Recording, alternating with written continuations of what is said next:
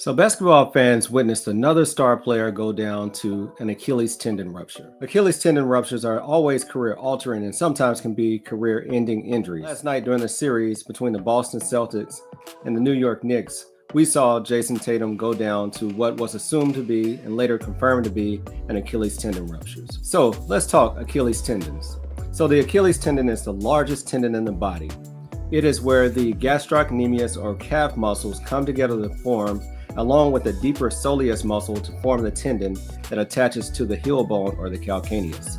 So we see tendon ruptures many times as kind of catastrophic injuries where people land and they'll have it pop. So it's many times related to sports. And with that being said, basketball for males is the most common sport, followed by soccer.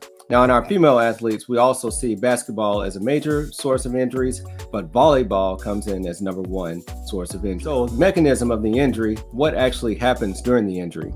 So, it is a large eccentric or stretching force that is applied to the tendon, followed by a large concentric or contractile force, and leads to the rupture of the tendon.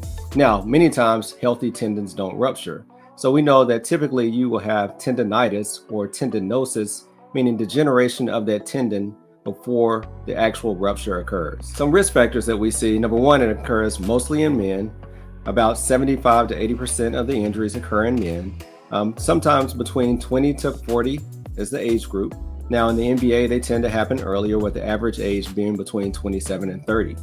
And it typically happens after about 8 years of their career. So what are some risk factors? Systemic steroid use, also injections of steroids into a tendon, as well as sometimes use of fluoroquinolones, which are a type of antibiotic. With that being said, you don't necessarily have to have those risk factors, but the repetitive use, especially with basketball, an explosive sport where you're jumping and cutting. So why is this so important? Especially in the NBA, up to 40% of players do not return to their previous level of competition. So I just wanted to take a few minutes to explain kind of the injury, the mechanism behind the injury, and some of the risk factors. But as always, anytime we see an injured athlete, our heart goes out to him. Jason Tatum has had a very great career up to this point. He's been very healthy in his career, and we wish him a speedy recovery.